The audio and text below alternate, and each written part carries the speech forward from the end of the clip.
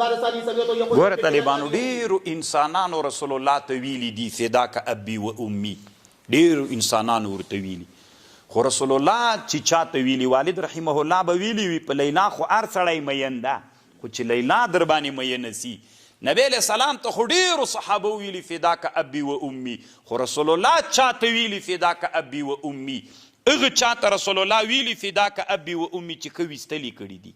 نبی صلی الله علیه وسلم سعد ابن ابي وقاص ته څه ویلي طالبانو؟ یقول ارمي ولا فداک ابي و امي، یعنی که دا نن زمانه کې طالبانو چې دا د اسلامي امت یو ډېر ضعیف حالت ده، یو مسلمان راجیک سي داسې پرمختللی توغندی جوړ کړي طالبانو چې 3000 کیلومتره هدف ولي، چې دلته بټنه پې باندې کېږدي والته هدف ته روان یې هغه هدف ولي. نو طالبانو که رسول الله ژوندی وی څه به ورته ویلي ول؟ فداک ابي و امي. ځکه هغه وخت کې سعد ابن ابي وقاص چې ښه ویستل کول ارمې فداک یې ورته ویلې. که نن طالبانو د مسلمانانو د مظلوم حالت وای او په مسلمانانو کې د مباح علم ته یو څوک ورجګ سوی وای او داسې نادره وسله یې جوړه کړې وای، یا د کفر دا ډرونو دا 15 14 دا یې ویستلې وای، نبي علیه السلام به دوی ته هم ویلې ارمې فداک ابي و امي.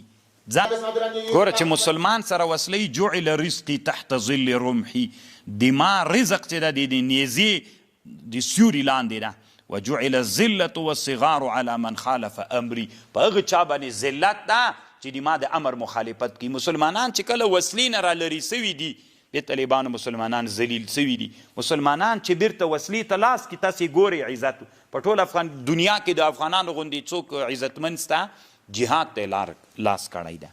ځه انتظار وکړه. ګوره طالبانو اولو جیش من امتی یغزون مدینه قیصر مغفور لهم، دلته طالبانو دغه جهاد نبی علیه السلام وی دغه جهاد چې د هغه سره به کیږي د رومیانو د قیصریانو سره کیږي، دغه مجاهدینو ته الله بخښنه کړې. په دغه مجاهدینو کې طالبانو یزید هم موجود و. څوک؟ یزید. نو اوس دلته علما وایي چې یزید چې دا څنګه سړی تیر سوی ده، نو چې الله ورته بخښنه کړې په دغه جهاد کې، خو دغه جهاد والا خلکو ته الله بخښنه کړې.